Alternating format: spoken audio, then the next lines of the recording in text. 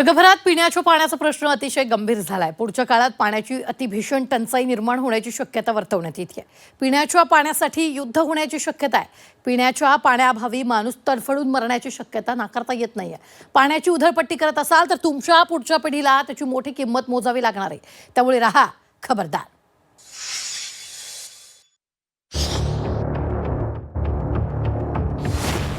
पिण्याच्या पाण्याची उधळपट्टी करताय, खबरदार।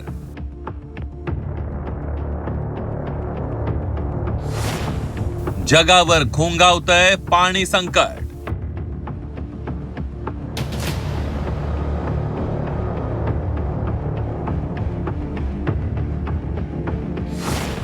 पाणी संपणार, माणूस नष्ट होणार।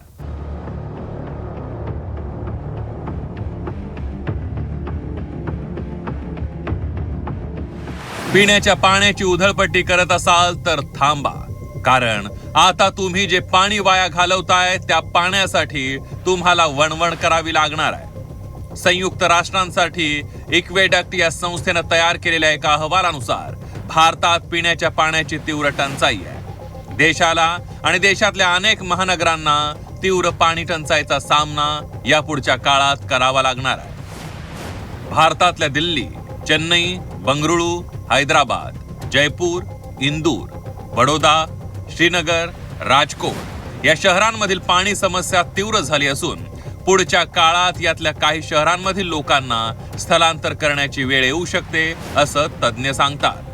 पावसावर एवढं अवलंबून आहे आणि त्याचा उपसा जर 90% खेड्यामध्ये होत असेल सर्व, तर हे दिवसेंदिवस कमी होत जाणार आहे। म्हणून तुम्ही जर बघाल मध्ये तर साऊथ आफ्रिकेमध्ये बऱ्याच जागी तेच झालं। आपल्या बंगलोरला पाणी नव्हतं, जर तुम्ही ऐकलं असेल पेपरला, पाणीच नव्हतं, प्यायला पाण्याचं सुद्धा अडचण आहे। अशा कित्येक शहरामध्ये अशी परिस्थिती उद्भवल्याच्या बातम्या आपल्याला वाचायला मिळतात। त्यामुळे पाणी हे दिवसेंदिवस कमी होत जाणार आहे। त्यासाठी आपल्याला पिण्याचं पाणी किंवा गोड्या पाण्याची काळजी करून ते अति काटकसरीने वापरणं हेच आपलं पहिला उद्देश असला पाहिजे, पहिलं धोरण शासनाचं असलं पाहिजे। पिण्याच्या पाण्याचा प्रश्न फक्त भारतापुरताच मर्यादित राहिलेला नाहीये। पिण्याच्या पाण्याचा प्रश्न जागतिक स्वरूपाचा झालाय। कुणीतरी पुढचं महायुद्ध पिण्याच्या पाण्यावरून होईल असं सांगितलं होतं, ते आता खरं वाटू लागलंय।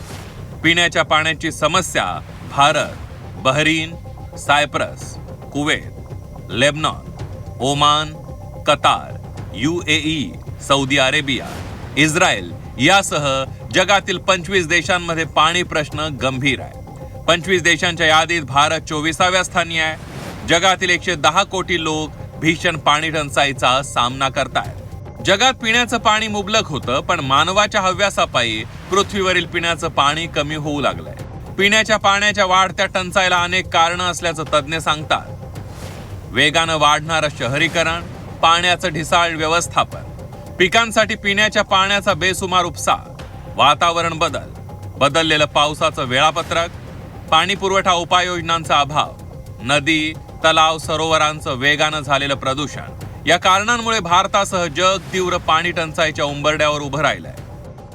जी आपली गरज आहे त्यामध्ये आपण योग्य नियोजन न करत असल्यामुळं मानवाची जी डिमांड आहे ही वाढते आहे आणि त्याप्रमाणे आपण योग्य त्याचं नियोजन न करत असल्यामुळे दुर्विश्वास आहे।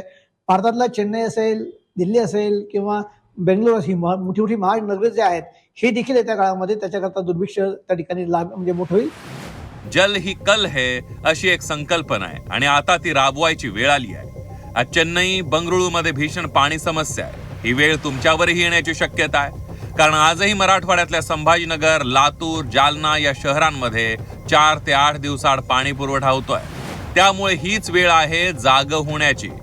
ज्या दिवशी पृथ्वीवरील पिण्याचं पाणी संपेल तेव्हा माणूसही पृथ्वीवरून संपलेला असेल। विशाल करोळे, झी 24 तास, छत्रपती संभाजीनगर।